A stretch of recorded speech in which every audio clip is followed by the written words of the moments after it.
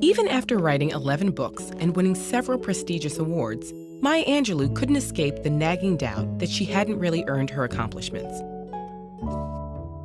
Albert Einstein experienced something similar.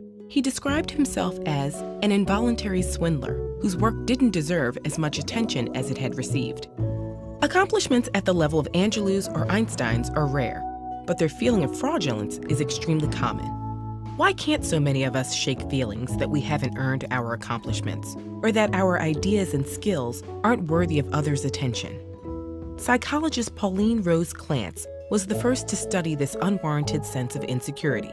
In her work as a therapist, she noticed many of her undergraduate patients shared a concern. Though they had high grades, they didn't believe they deserved their spots at the university.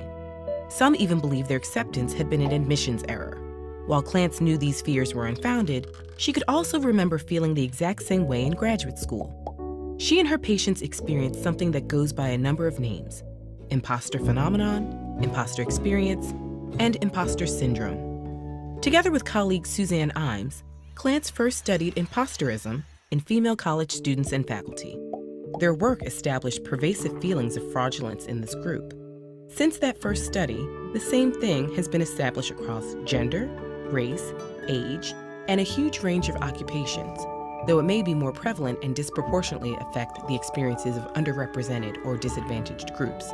To call it a syndrome is to downplay how universal it is. It's not a disease or an abnormality, and it isn't necessarily tied to depression, anxiety, or self-esteem. Where do these feelings of fraudulence come from? People who are highly skilled or accomplished tend to think others are just as skilled. This can spiral into feelings that they don't deserve accolades and opportunities over other people. And as Angelou and Einstein experienced, there's often no threshold of accomplishment that puts these feelings to rest. Feelings of imposterism aren't restricted to highly skilled individuals either.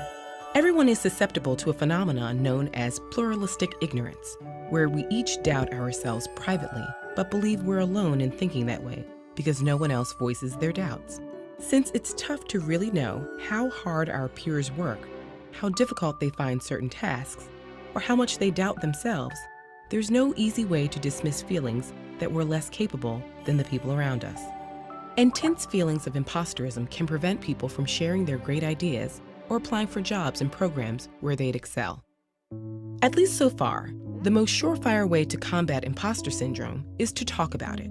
Many people suffering from imposter syndrome are afraid that if they ask about their performance, their fears will be confirmed. And even when they receive positive feedback, it often fails to ease feelings of fraudulence. But on the other hand, hearing that an advisor or mentor has experienced feelings of imposterism can help relieve those feelings. The same goes for peers. Even simply finding out there's a term for these feelings can be an incredible relief. Once you're aware of the phenomenon, you can combat your own imposter syndrome by collecting and revisiting positive feedback. One scientist who kept blaming herself for problems in her lab started to document the causes every time something went wrong. Eventually, she realized most of the problems came from equipment failure and came to recognize her own competence. We may never be able to banish these feelings entirely, but we can have open conversations about academic or professional challenges. With increasing awareness of how common these experiences are, perhaps we can feel freer to be frank about our feelings and build confidence in some simple truths. You have talent, you are capable, and you belong.